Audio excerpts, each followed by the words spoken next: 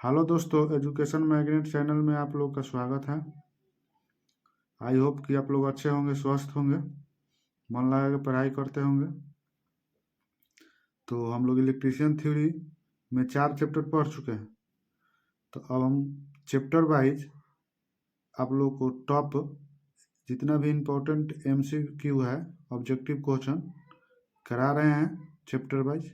ठीक है, तो फर्स्ट चैप्टर हमारा जो है व्यावसायिक सुरक्षा और स्वास्थ्य, उसका हम लोग इसके पहले वाले वीडियो में 29 तक ले MCQ कर लिए थे। तो चलिए आज हम लोग क्वेश्चन नंबर 30 से देख रहे हैं कि क्या हमारा MCQ है।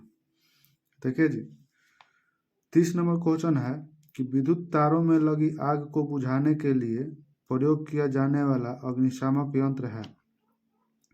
ठीक है, तो आग जो होता है वो 4 प्रकार का होता है। तो विद्युत तारों में जो आग लगता है इसी प्रकार के आग होता है।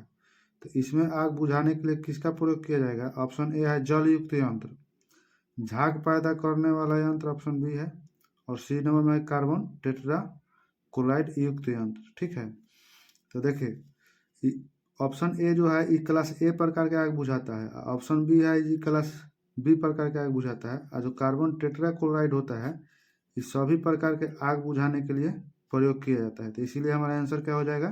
सी हो जाएगा, कार्बन टेट्रा क्लोराइड यंत्र। क्वेश्चन नंबर 31 है कि वैद्युतिक कार्यशालाओं में आग बुझाने वाले यंत्र हेतु, ठीक है, ऑप्शन ए है आपका कि आग बुझाने वाले यंत्र उपलब्ध करने चाहिए, बी है रेत से भरी बाल्टी उपलब्ध करनी चाहिए, सी है कि जल की व्यवस्था हेतु जल से भरी ओवर हैंड टंकी होनी चाहिए। ठीक है, और उपरोक्त डी में है उपरोक्त सभी। तो देखिए जी, वैद्युतिक कार्यशालाओं में आग जो लगता है वो आपका विभिन्न प्रकार के कारण से लग सकता है। जैसे मान लीजिए कि पेपर ऊपर में आग लग जाएगा तो क्लास ए प्रकार के आग आ जाएगा, बिजली के शॉर्ट सर्किट से आग लगेगा तो क्लास सी प्रकार के आग आ जाएगा, मोबिल तेल से आग लगेगा तो क्लास बी प्रकार के आग आ जाएगा। ठीक है, या धात्विक पदार्थ में आग लगेगा तो क्लास डी प्रकार के आग लगेगा। तो कहने का मतलब है कि किसी भी रीजन से वैद्युतिक कार्यशाला है या कोई भी फैक्ट्री है उसमें आग लग सकता है। तो इसीलिए कोई भी उद्योग हो या फैक्ट्री हो तो वहाँ पर आग बुझाने के लिए सभी प्रकार के व्यवस्था रखना चाहिए। ठीक है, तो इसीलिए हमारा इसका आंसर डी हो जाएगा कि उपरोक्त में से सभी। क्वेश्चन नंबर 32 है कि विद्युत उपकरणों और ऐसे आग वाले प्रतिष्ठानों में किस प्रकार के आग बुझाने वाले यंत्रों का प्रयोग करते हैं। ठीक है, तो देखिए जी, विद्युत उपकरण में के आग बुझाने के लिए आपको यहाँ पर पहले का ऑप्शन है कि फोम प्रकार के आग, बी नंबर में ऑप्शन है कि हेलोन प्रकार के आग, और सी नंबर में है कि गैस कार्टिज जलयुक्त प्रकार के, और डी नंबर में है कि दाब से भरे जल प्रकार के। तो देखिए, जल जो होता है विद्युत का सुचालक होता है। तो जल प्रकार के जितने भी आग बुझाने वाला होता है इसका तो हम लोग प्रयोग करेंगे नहीं। अब फोम जो बनता है इस साबुन के झाग और द्रवित तेल मिलाकर और पानी के साथ घोल मिलाकर क्या कहता है, फोम तैयार किया जाता है। तो इसमें भी जल है, तो इसका भी हम लोग प्रयोग नहीं करेंगे। बच गया हमारा हेलोन प्रकार के आग, तो इसका हम लोग प्रयोग करेंगे। 33 नंबर क्वेश्चन है कि CTC आग बुझाने वाले यंत्र में कौन सा द्रव दाब वायु दाब के साथ भरा जाता है। ठीक है, तो कार्बन डाइऑक्साइड नहीं भरा जाता है, फ्लोरोमीथेन, ठीक है, और कार्बन टेट्राक्लोराइड, दो गो चीज भरा जाता है, यानी ऑप्शन ए और ऑप्शन सी। तो इसीलिए इसका आंसर हो जाएगा डी नंबर, यानी ए और बी दोनों। कार्बन टेट्राक्लोराइड जो यंत्र होता है वो सभी प्रकार के आग बुझाने के लिए प्रयोग किया जाता है जी। ठीक है, अब देखिए जी, क्वेश्चन नंबर 34 कह रहा है कि पेट्रोल से लगी आग को बुझाने के लिए डैश का प्रयोग किया जाता है। तो पेट्रोल से जो आग बुझाया जाता है ना जी, वहां पर आपका देखिए आपका हो गया बी नंबर में ऑप्शन है कि रेत की बाल्टी। तो रेत की जो बाल्टी होता है वो पानी आपका बिजली से लगी आग को बुझाने के लिए किया जाता है। अब पानी का जो बाल्टी होता है वो क्लास ए के आग बुझाने के लिए, जैसे लकड़ी में, कागज में कपड़ा उपड़ा में आग लग जाता है तो पानी का उपयोग किया जाता है। सूक्ष्म पाउडर युक्त अग्निशामक आपका क्या है, यंत्र है। तो ये आपका गैसीय पदार्थ में आग लगने के लिए प्रयोग किया जाता है। तो इसका आंसर हमारा हो जाएगा कि फोम प्रारूपी अग्निशामक यंत्र जो होता है द्रवित पेट्रोलियम में, ठीक है, जैसे आपका मिट्टी का तेल से आग लगा है, पेट्रोल से आग लगा है, मोबिल से आग लगा है, तो उसमें क्या किया जाता है कि फोम प्रकार के अग्निशामक यंत्र का प्रयोग किया जाता है। ठीक है, फोम प्रकार में होता कुछ नहीं है, जैसे साबुन का झाग हो गया, पानी हो जाता है, ऑयल को मिलाकर झाग बनाया जाता है, उसी का बौछार कराया जाता है। चलिए क्वेश्चन नंबर 35 है कि 35 कि चित्र में प्रदर्शित वर्ग डी अग्नि के लिए सबसे उत्तम अग्नि बुझाने वाला यंत्र कौन सा है। ठीक है, तो देखिए इस चित्र में जो आग लगा है ना, ये धात्विक पदार्थ में आग लगा है। जैसे कोई भी धातु का मेटल हो गया तो उसमें आग लगा है, तो उसको बुझाने के लिए आपका प्रयोग किया जाता है कार्बन टेट्राक्लोराइड यंत्र, यानी CCl4 जिसको बोलते हैं। ठीक है, अभी आप लोग को हम बताए हैं कि आपका कार्बन टेट्राक्लोराइड जो होता है सभी प्रकार के आग बुझाने के लिए प्रयोग किया जाता है। और झाग युद्ध जो बताए हैं बी वाला में होता है, जल से भरा ए वाला में, और गैस कारतूस जो होता है सी वाला आग बुझाने के लिए किया जाता है। चलिए 36 नंबर क्वेश्चन कह रहा है कि किस प्रकार का अग्निशामक यंत्र विद्युत आधारित अग्नि के लिए प्रयोग नहीं करना चाहिए। ठीक है, तो हेलोन अग्निशामक यंत्र है। ठीक है, ये नहीं करना चाहिए। ठीक है, क्यों? क्योंकि ये आपका झाग उत्पन्न करता है, इसमें पानी की मात्रा रहता है। और आपका सी नंबर में है कि फोम अग्निशामक यंत्र। ठीक है, और डी नंबर में है कार्बन ड्राई पाउडर अग्निशामक यंत्र। तो यहाँ पर आपका आंसर हो जाएगा कि एक नंबर में हेलोन वाला हो जाएगा। ठीक है, आपका ये वाला कार्बन टेट्राक्लोराइड भी होगा और ड्राई पाउडर वाला होगा, फोम वाला नहीं होगा क्योंकि इसमें पानी की मात्रा होता है। ठीक है, ये बी प्रकार के आग बुझाने के लिए किया जाता है। अब बिजली से जो आग लगता है ये आपका क्लास सी प्रकार के आग के अंतर्गत आता है। ठीक है, चलिए आपका 37 नंबर क्वेश्चन है जी।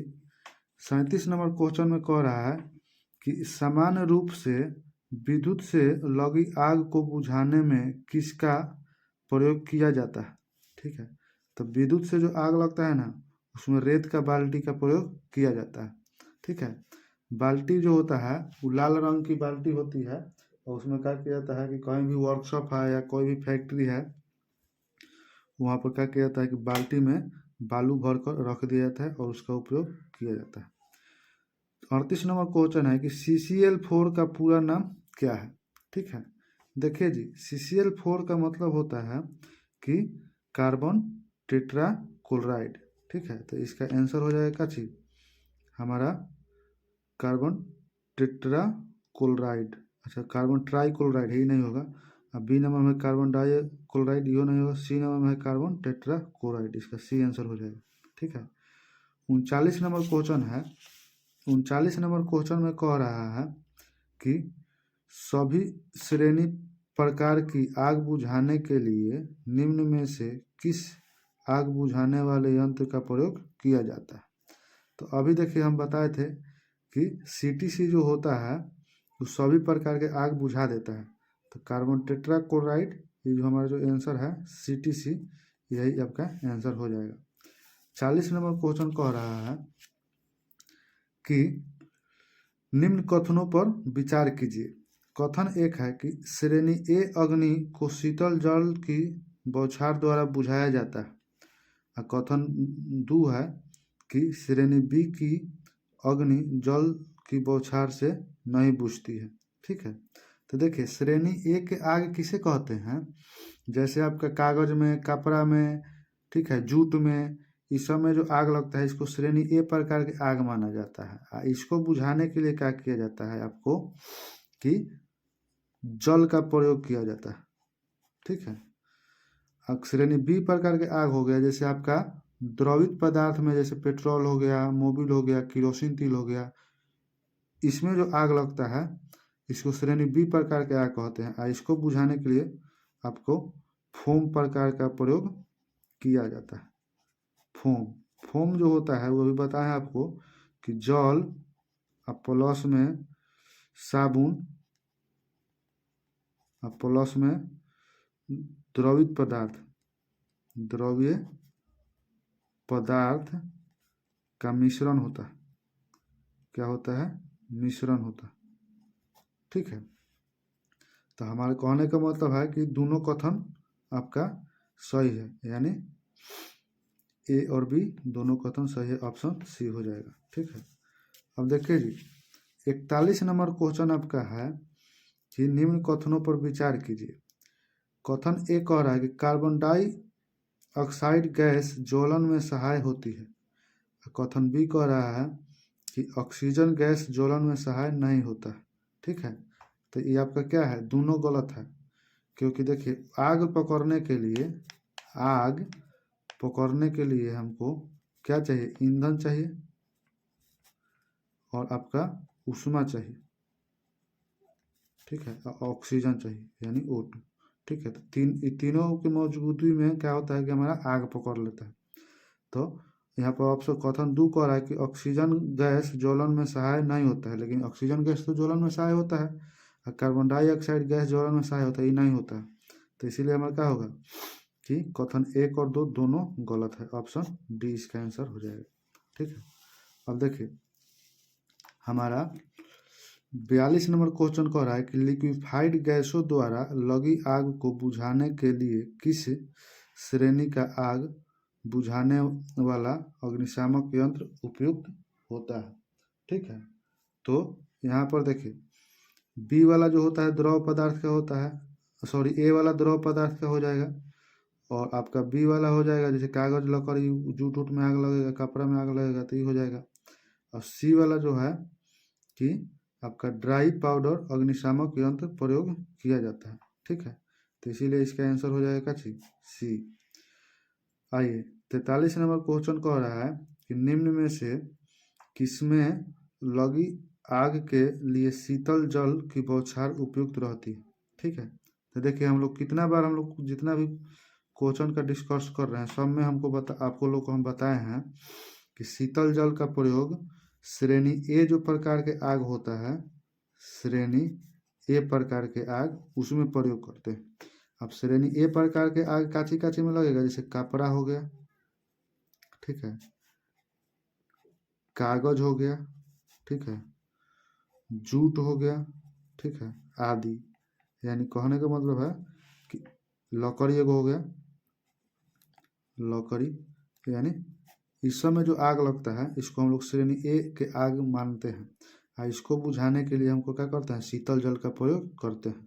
तो देखिए यहाँ पर मिट्टी का तेल नहीं होगा, एलपीजी गैस यही नहीं होगा, बिजली के तार नहीं होगा, यानी कागज में जो आग लगता है ना उसी में शीतल जल का प्रयोग किया जाता है।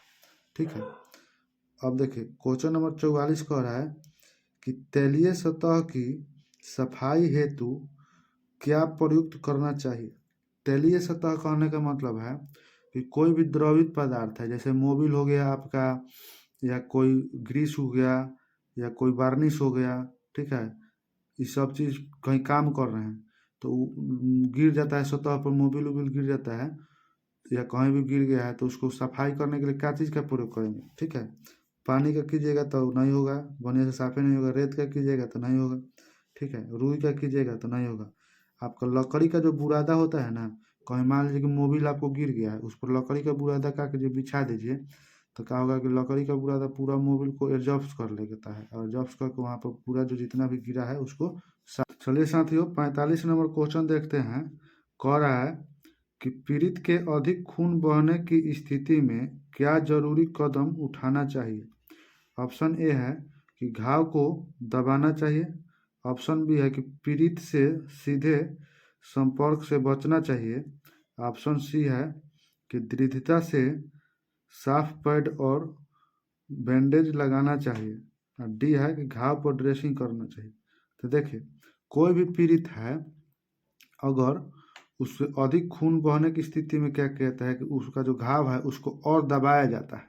ठीक है, ज़्यादा दबा दीजिएगा ना तो उसका जितना भी इन्फेक्शन वाला ब्लड होता है सब ब्लड क्या होता है बाहर निकल जाता है और ब्लड बहना बंद हो जाता है। तो पहले क्या किया जाता है कि घाव को दबाना चाहिए, ताकि वहाँ का जितना मेवाद उवाद है, कचरा है, सब कचरा बाहर निकल जाएगा। और फिर से हमारा क्या होगा, उसके बाद कचरा बाहर निकल जाने के बाद भी उसको क्या कहता है कि ड्रेसिंग व्रेसिंग कर दिया जाता है। चलिए, क्वेश्चन नंबर 46 कह रहा है कि भीगे हुए शरीर का प्रतिरोध डैश होता है। ठीक है, गीली त्वचा यानी भीगा शरीर है तो उसका प्रतिरोध कितना होगा। ठीक है, तो भीगा हुआ जो शरीर होता है उसका जो प्रतिरोध होता है वो आपका कम होता है। ठीक है, यानी भीगी अवस्था में शरीर का प्रतिरोध होता है 1000 ओम होता है। ठीक है, 1000 ओम। अब देखिए जी, कुछ प्रतिरोध के बारे में हम आप लोग को बता दे रहे हैं। जैसे कोई भी व्यक्ति है उसके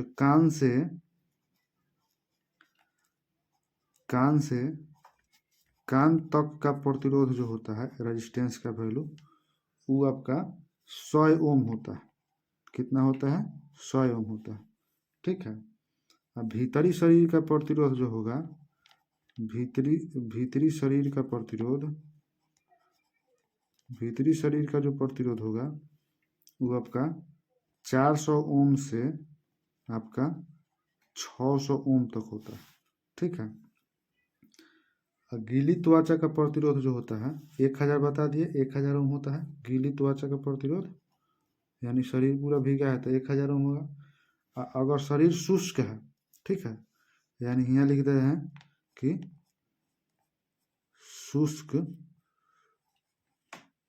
त्वचा का प्रतिरोध जो होता है, रेजिस्टेंस का वैल्यू, ठीक है, उस अवस्था में 100 किलो ओम से, ठीक है, 100 किलो ओम से आपका 600 किलो ओम तक होता है।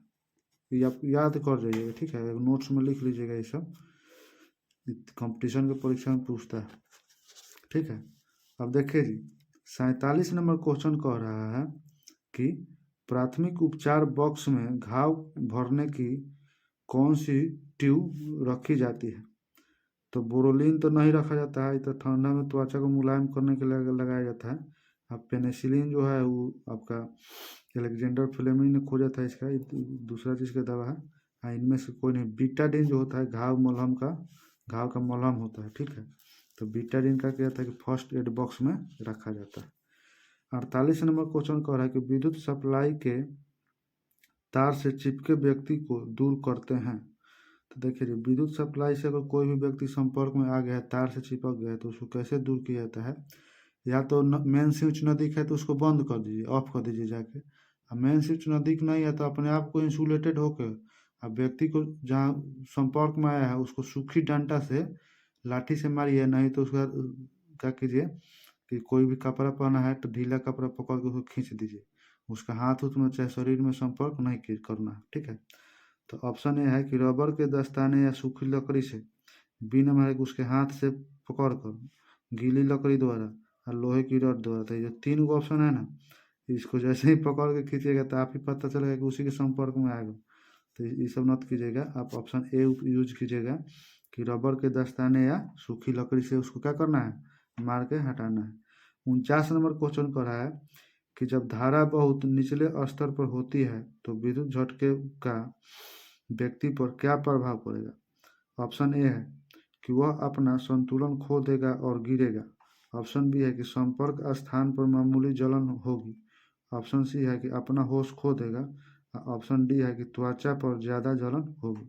कहने का मतलब है कम मान के करंट आपको लग रहा है, उस अवस्था में क्या होगा, संपर्क स्थान पर मामूली सी जलन होगा। ठीक है, यानी किसी भी व्यक्ति को अगर 50 मिली एम्पियर का करंट या इससे अधिक का करंट लगता है ना, तो व्यक्ति क्या होता है, मूर्छित हो जाता है, या व्यक्ति का हाथ जहाँ करंट लगा वहाँ हाथ जला देगा। ठीक है, 10 मिली एम्पियर का जो करंट के संपर्क में आप आइएगा तो आपको हल्का हल्का महसूस होगा कि हमारा करंट लग रहा है। अब 20 मिली एम्पियर का जब करंट के संपर्क में आइएगा आप, तो उस अवस्था में आपको झटका सा महसूस होगा, आपको फेंक देगा वो। ठीक है, लेकिन 50 मिली एम्पियर संपर्क में आ जाइएगा तो आप मूर्छित भी हो सकते हैं। अगर आपका शरीर कमजोर है तो आप मर भी सकते हैं। ठीक है, अब देखिए 50 नंबर क्वेश्चन कह रहा है कि झटके लगे व्यक्ति को निम्न में से कौन सा पेय पदार्थ नहीं पिलाना चाहिए। तो देखिए जी, कोई भी व्यक्ति को झटका लगा है ना, तो उसको कौनो पदार्थ नहीं पिलाना चाहिए। लोग कहता है क्या कि दूध गर्म करके लाइए, कॉफ़ी लाइए, चाय लाइए, ये तीनों में से किसी कोई भी नहीं पिलाना है, ठीक है। और इसीलिए आपका आंसर हो जाएगा चीज डी, यानी ये सभी, ठीक है। यानी कुछ भी नहीं पिलाना है। देखिए चाय पिलाइएगा तो चाय में क्या है, चाय द्रव्य पदार्थ है, आई विद्युत का चालक होता है, ठीक है। तो उसके शरीर में क्या होता है कि जब झटका लगता है व्यक्ति को, तो उसके शरीर में आवेश एकत्रित रहता है। अगर वो करंट को जाने के रास्ता मिलेगा ना, तो जब करंट उसके शरीर से गुजरेगा, उस रास्ते में क्या होगा, उसको झटका फिर महसूस होते रहेगा। यानी कहने का मतलब क्या है कि विद्युत तार के संपर्क में भी नहीं रहेगा, उसको झटका लगेगा, अंदर का ब्लड क्या होगा, जलना चालू हो जाएगा। ऑप्शन बी में पानी है, तो पानी वही चीज़ है, विद्युत का सुचालक है। कॉफ़ी में भी, कॉफ़ी जो है भी विद्युत का सुचालक है, ठीक है। तो तीनों में से किसी का प्रयोग नहीं किया जाता है। तो आई होप आप लोग को भी कहीं कोई व्यक्ति विद्युत के संपर्क में आ गया है तो उसको ये सब मत पिलाइएगा, ना पिलाने की सलाह दीजिएगा। कोई भी व्यक्ति अगर विद्युत के संपर्क में आ गया है तो उसको सुचारू रूप से क्या किया जाता है कि सूखा पलंग हो गया, या चौकी हो गया, या लकड़ी का खाट हो गया, या रबर का चटाई हो गया, उसको बिछा दीजिए स्वच्छ हवा में। और आदान प्रदान हवा का, जहाँ आदान प्रदान हो रहा है स्वच्छ हवा, वहाँ पर उसको रखिए।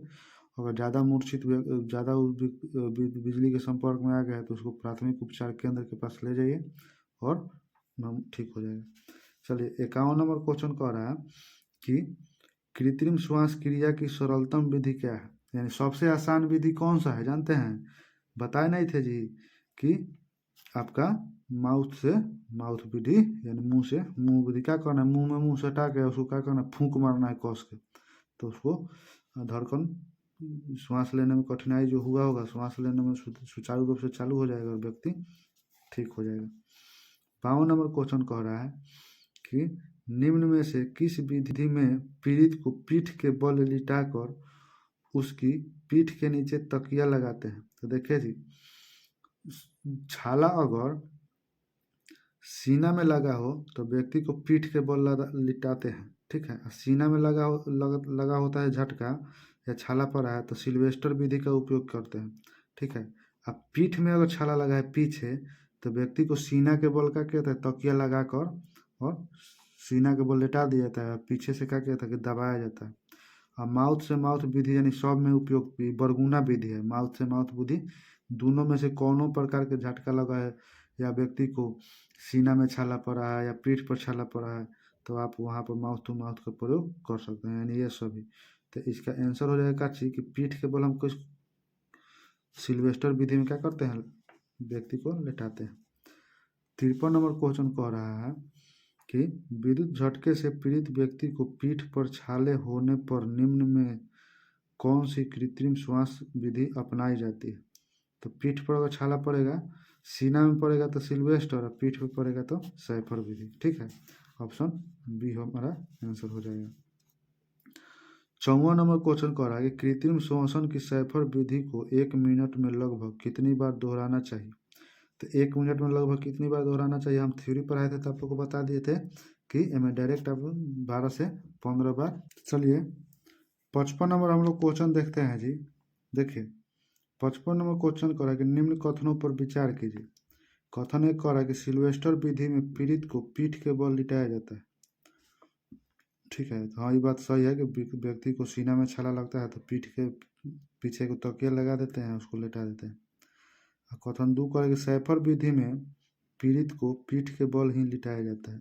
सैफर विधि में यानी पीछे अगर पीठ में छाला पड़ा है तो व्यक्ति को सीना के बल लिटा दिया जाता है, सीना पर तकिया लगा दिया जाता है, सीना के बल लिटा कर पीछे से उसको दबाया जाता है। तो ऑप्शन जो कथन 2 जो है वो गलत है, कथन 1 हमारा सही है, ठीक है। तो इसलिए कथन 1 सही हमारा हो जाएगा, ठीक है। Option A. 56 करेंगे सूची 1 का सूची 2 से मिलान कीजिए, ठीक है। तो मिलाना है इसमें। अब देखिए ऑप्शन 1 कह रहा है कि पीड़ित के मुंह से नकली दांत, पान, तंबाकू आदि निकालना, ठीक है। मेन स्विच को ऑफ करना। तो मेन स्विच कब ऑफ करेंगे, विद्युत संपर्क में आए व्यक्ति को छोड़ना हो तो मेन स्विच को ऑफ कर देंगे, ठीक है।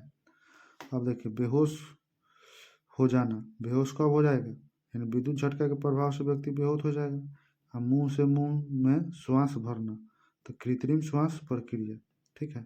तो आप यहाँ से कोनो एगो ऑप्शन उठा के मिला लीजिए। मेन स्विच ऑफ करना, तो कहने का मतलब बी का क्या होगा, 3 होगा। तो देखिए बी का 3 इसमें देखिए कौन में ऑप्शन में है, ऑप्शन ए में बी का 3 है, ऑप्शन डी में भी बी का 3 है।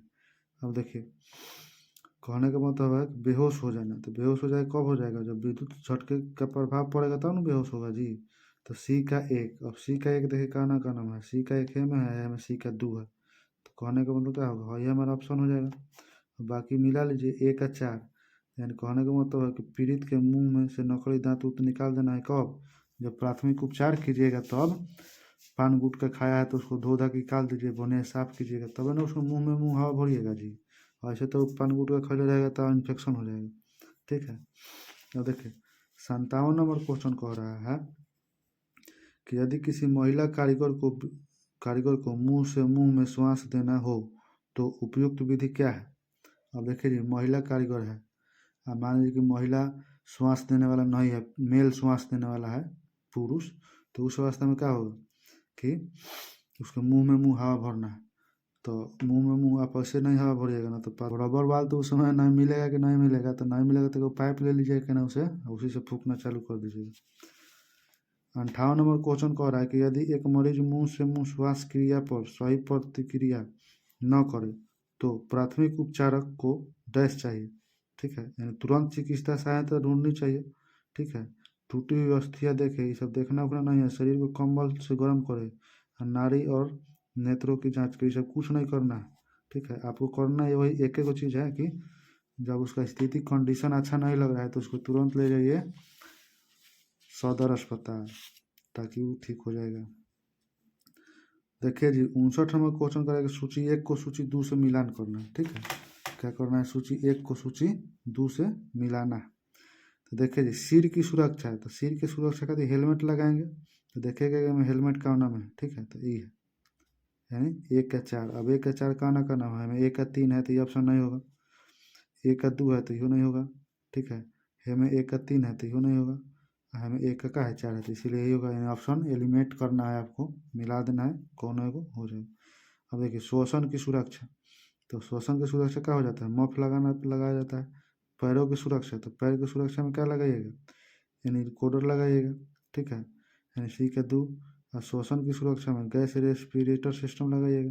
देखिएगा पर्वतारोही जो रहता है वो गैस रेस्पिरेटर सिस्टम का प्रयोग करके क्या करता है कि पर्वत पर चढ़ाई करता है, तो इसीलिए इसका ऑप्शन क्या हो जाएगा, बी हो जाएगा। 60 नंबर क्वेश्चन कह रहा है कि लास्ट क्वेश्चन जो है हमारा, आपातकालीन प्रतिक्रिया का प्रकार नहीं है, यानी इमरजेंसी नहीं है, क्या नहीं है। अब देखिए जी इमरजेंसी में आग लग सकता है, ये आपातकाल चीज़ है, कब आग लग जाएगा कोई जानता है, नहीं जानता। शक्ति विफलता, कोई भी मशीन का शक्ति कब विफल हो जाएगा कोई नहीं जानता, ठीक है। प्रणाली विफलता यानी कोई सिस्टम है, कोनो प्रकार का सिस्टम, कंप्यूटर सिस्टम हो या कोई भी उपकरण काम करे उस सब का सिस्टम है, कब खराब हो जाएगा कोई जानता है जी, नहीं जानता, ठीक है। लेकिन कारीगर विफलता जो है यानी ऑप्शन डी, कारीगर विफलता ये तो क्या है, ये आपका आपातकालीन नहीं है। मान लीजिए कोई कारीगर है और कल बोला है कि हम कल काम पर आएंगे, अभी नहीं किए, तो ये तो इमरजेंसी चीज़ नहीं है। या कारीगर काम कर रहा है और थोड़ी देर के बाद क्या किया कि काम करना बंद कर दिया, तो ये कारीगर विफलता आपका आपातकाल के अंतर्गत नहीं आता है। आपातकाल के अंतर्गत आ जाएगा आग पकड़ना, शक्ति विफलता, प्रणाली विफलता, इसीलिए इसका आंसर हो जाएगा डी, ठीक है। तो चलिए हमारा जो फर्स्ट चैप्टर था व्यवसायिक सुरक्षा और स्वास्थ्य, उसका 60 गो ऑब्जेक्टिव क्वेश्चन है, ख़त्म हो गया, ठीक है। नेक्स्ट और भी अगर इसका ऑब्जेक्टिव क्वेश्चन होगा प्रीवियस ईयर का तो हम करा देंगे आप लोगों को, ठीक है। तो चलिए आज का सेशन यहीं पर ड्रॉप करते हैं। वीडियो कैसा लगा, सेशन कैसा लगा, ठीक है, कमेंट में अपना राय दीजिएगा, और वीडियो अगर अच्छा लगा होगा तो इसको लाइक कर दीजिएगा थोड़ा सा, और सब्सक्राइब कर दीजिएगा, और अपने दोस्त भाई या कोई भी क्लास का साथी हो उसको शेयर कर दीजिएगा अधिक से अधिक संख्या में, ठीक है। तो मिलते हैं इसके अगले वीडियो में, तब तक नमस्कार, जय हिंद, बेस्ट ऑफ लक।